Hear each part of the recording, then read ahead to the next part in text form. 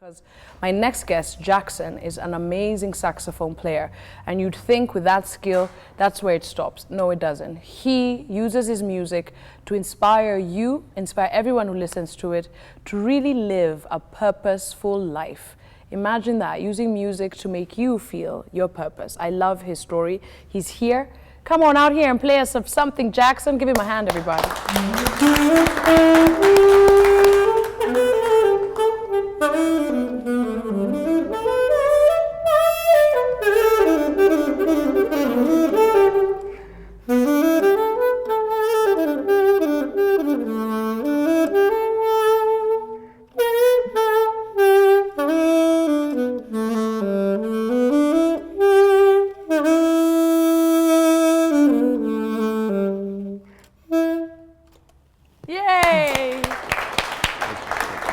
Hello, sir. Hello. How are you? Fine, thank you. It's a pleasure to have you on the show. It's a pleasure to be on the show. Look at those lungs on you. How are you doing, Fine, Jackson? thank you. Have a seat. Thank you. First things first. Today Yes. we're all about love and being consciously deep. Yes. Tell me the number of days you've been married so far. 116. Hand, congratulations. Thank you. I love it. How is it being a newlywed? Interesting. Yeah? I think it's a word. I think it's the getting used to having someone else in your life, in every aspect of your life, trying to make you a better person. And sometimes you're used to certain things and adapting to some of the things and finding compromise. Okay. And it's beautiful. What's her name? Her name is Winter. Winter. Yes. Wow, what a gorgeous name. It's an amazing name. Winter, we say hello, okay? And I'm sure Winter will tell you, why did you keep your hat on, babe? Take it off so we can see your eyes. Can we have the hat off? Sure. Yay! Amazing, amazing. All right. Yes. Yay, doesn't he look better? He looks better. I think you look better. All right. Your music is beautiful. Thank you. When did you learn how to play the sax? I've been playing for 20 years now. Oh, wow. Started playing at St. Mary's, Nairobi, all those years ago. Joined the orchestra. Spent some time borrowing saxophones because I didn't have money to buy my own. I saved up, and then me and my dad actually bought one about 16 years ago. Amazing. Yes. And it's been a partnership ever since? Yes, I used to call it a marriage until I got married. Oh, wow. Now, we used to joke with my wife that mistress, you need to get rid of her. Yeah, but I love it. Full time, is this what you do? yes, it's what I do now, yes. Now, for a lot of musicians and artists, and the fact that music has taken such a long time to get to where it is in this country, Yes. A lot of people used to double. When did you decide that, hey, if I need to do this and let this craft pay my bills, I have to focus on this 100? Actually started when I was in university. Okay. I joined the university 2004. After a while, you start to realize I need to be able to pay fees. I need to be able to sort out where I'm staying near the campus.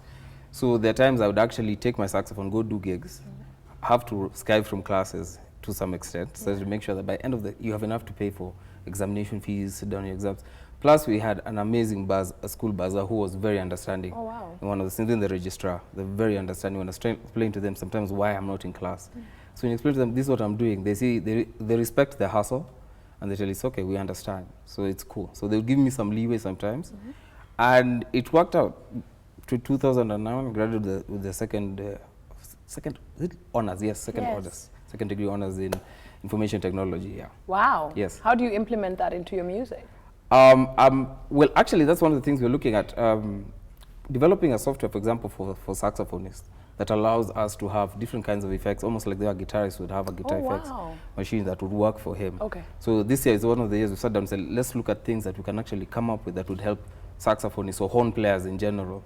Because sometimes horn players are just looked as those guys who blow their own horns, meant literally. And so we tend not to have as many gizmos and gadgets when we perform at different places. So this would allow us to do that, or one of those things, yes. Okay, yes. Fantastic. Yes. Now, one of the things I know for a fact yes. is that it is one of the hardest instruments to learn and master, because a huge part of your body depends on your performance. Yes. Tell me a little bit about your process in terms of rehearsal, performing, preserving your O2. Yes. When I started playing, funny enough, I started by playing the recorder. It looks like a child's toy. We all did that. Yes, yes. The funny thing is, the fingering that you use for that It's about 90% same to this. Are you kidding? Yeah. No. Okay. So it made the transition to the saxophone easier. What I had to work on, of course, was the blowing, breathing, breath control. So in the beginning, when I used to do it, I used to practice maybe 2 to 3 hours a day. Finding time to do that was tricky, but yes, you find time to practice. As you get better, you learn how to master your own instrument, how much air you need, how much pressure you need to apply on the reed so it doesn't squeak, what you need to do to bend certain notes or add round them rather than making them sharp, so more pleasing to the ear. So it's the same thing with all aspects of life. If you want to improve yourself in something, you keep at it, keep going at it, constantly practicing, looking for other ways to do it, learning from others, because you never stop learning. There's always someone who's going to be better than you somewhere with something, so you can always learn from them and be better at what you do. Being solo versus being, I guess, in an orchestra, a band, working with like-minded or like-sounding other musicians. Are you both? Yes, both. Okay. Yes. Tell me a little bit of how you, I guess, what we've just seen is how you perform alone. Yes. But working with other people, what do you have to tweak and change in some of your work? Ego management. Really? Yes. I love that. Thanks for saying that. Yeah. We all have egos. And sometimes when you are 10 brilliant musicians in a band, everyone, including yourself, has an ego. So if you are the one who has brought everyone together, then you have to realize at some point your ego has to be at the lowest level. Yeah. Because you're managing people. And the idea is at the end of all of this, we have something we're trying to achieve. And sometimes you have to be, as they say, true leadership is being a servant to everyone. So you have to be a servant to all of them so that you come up with a product that everyone would want to be associated with. I like that. Yeah. Very honest. Yes. Speaking of ego, one of the things for you and sort of being very centered is that you want to use your music for more than just, I guess, entertainment. Yes. What is the purpose? What is the purpose thing that you really like to pull out of people when they hear your music? First and foremost, I think I would like people to know that I'm born again. Okay, good. And I think the saxophone is, as Kakwela once said, it's like the staff of Moses. It's a tool that is used to guide people to the promised land. And my belief is that when I play and someone comes and talks to me later, say, how did this happen? It gives me a chance to share with them about God and that story. So when you share the word and the gospel with this person, then you're sharing the good news. You're sharing about what the true love story really is. And in that virtue of sharing this information with this person, you may save a life, may change a life, but not doing anything leaves that life unchanged. Yeah. Change sometimes can be positive or negative, but make the effort to make a change at all. So if you don't try, how are we ever going to know that we have actually impacted someone's life? So my purpose is to use my music, to use my instrument, to touch people's lives and share with them what music can do. And it opens the doors. The reality is sometimes by playing in one place or another, you get an opportunity to meet some amazing people. People of influence, people of wealth, people who can open other doors that now can help dreams and other things happen. Okay. But that would never have happened if you just sat down on some of your talents and said, you know what, I don't think I can do this. I like that. Yeah. How did you and God meet? That's an interesting story. Yeah. We met after I was caught cheating in an exam in high school. Really? Yes. Yeah, it always takes some crazy stuff, yeah? Yeah, we all at the edge of life being over is when you're like, God, come. Yeah. So I was suspended, I was sent home, and I had some very interesting neighbors staying in South B. They heard about it and said, I think you need God in your life. And after ministering to me, taking me to church several occasions, I gave my life to Christ. Has it been a hard walk, or is it easy? For a lot of people don't acknowledge that sometimes it's hard.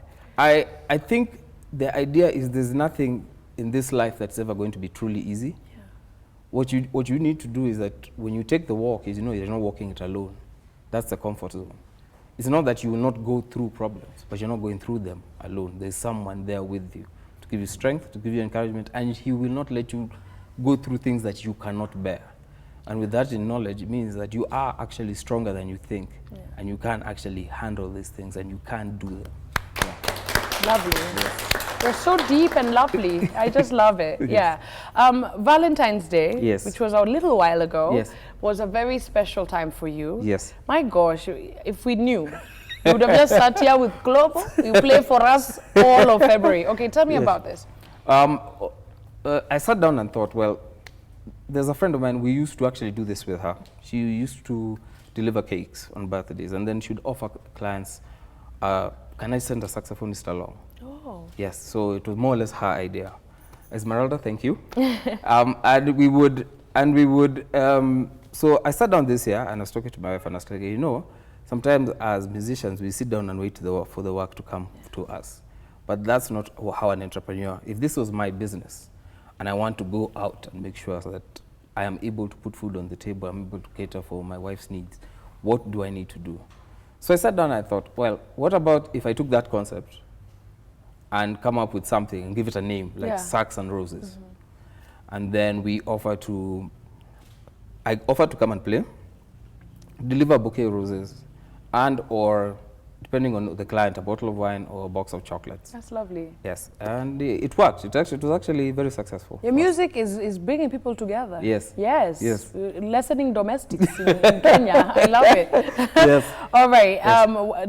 Before you perform for Yes. us, tell us a little bit about basically where we can find you if somebody wants you to perform at their proposal, because I hear you do that too. Yes. Tell me a little bit about, I guess, your calendar, and if Okay. anyone's watching for corporate gigs, how Yes. does it all work? If you want to find me, every Friday we play at Mokaloka. Where is that? Mokaloka is a restaurant at Garden City Mall. Oh, really? Yes. Lovely. We play primarily jazz, R&B, but we blend, we mix it up. But jazz and R&B have a strong point, our foundation. If you want to find me on Facebook, just look for Jackson Munala Anduru. Okay. I know the two last names are a mouthful. We'll put them up, don't worry. Yes. We'll put them No. up on the screen, and then we'll put Yes, them up on our yes. social as well. Instagram, Anduru_004, the same Are you for active? Twitter. Are you active? On Instagram. Yeah. Are you going to post this selfie of us? I'll take while I post. Immediately? Yes. Okay, please Yes, do. and then I'll make you famous. Thank you so much. Please do. I'm looking for all the likes and followers I can get. Yes. Yeah, all right. Yes. What are you about to perform for us, love? I don't know. Me, I'm random. Are you? Maybe I was going to challenge a DJ. Give me a track and Oh, I I jam like to it. that. Klobo, I can see that this conversation is really interesting for you, because I know you've got a musical bone. Is this something you'd like to partner and maybe produce something together? Definitely. With no doubt. I could see your face, man. Like when he was talking, and Yeah. Klobo was like, I have to work with this guy. I really love Will you guys music. collab and do something together? Definitely. That's awesome. Yes. Okay, good. All right, take it to the stage. Klobo's your man. He's gonna sort you out. Do you need, yeah? Do you need the hat? No. Does it come with the? Okay, good. All right, cool. Go for it, Jackson. Thank You're so you. inspirational. Yes.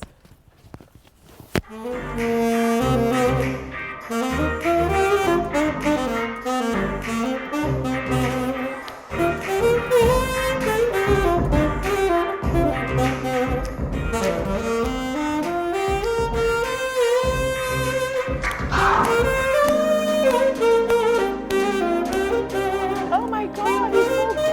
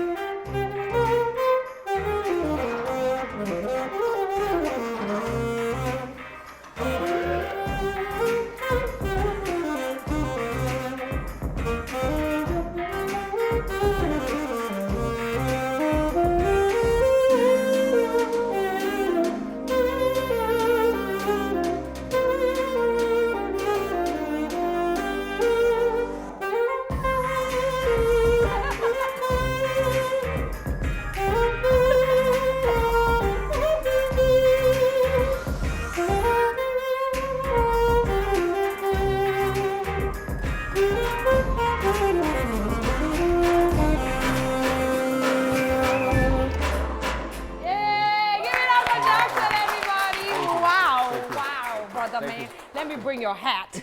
Isn't he amazing? Globo, seriously, can you guys record that? No problem. You guys need to record that. Brother, you are so good. I am in shock and in awe. Thank you. You can just do that? Yeah. What happens? You play by ear? Yes. I can read music and play by ear. I love it. Yeah. I love your music. Are you ever going to work on an album? Because I'll buy one. I'm working on my third one right now. No, fantastic. Yes. When is it out? It should be out in the next 2 months. Within the next 2 Fantastic. months. Jackson, you are an amazing man. Thank you so Thank much. you for using your gifts for all the right reasons. Thank you so much. Everybody, we leave you today on a very special note. Okay, we're all about celebrating great love. And if your love hasn't found you, hang in there. It's on its way, okay? My favorite segment, love. Sindio, Yes. love is coming. Mapenzi ni tamu. Mapenzi ni tamu. See, I can tell you after 116 days of being married, all right? You will find your love too. Everybody have a great weekend. Thank you so much for joining us. And the conversation continues on our social media platforms. Goodbye.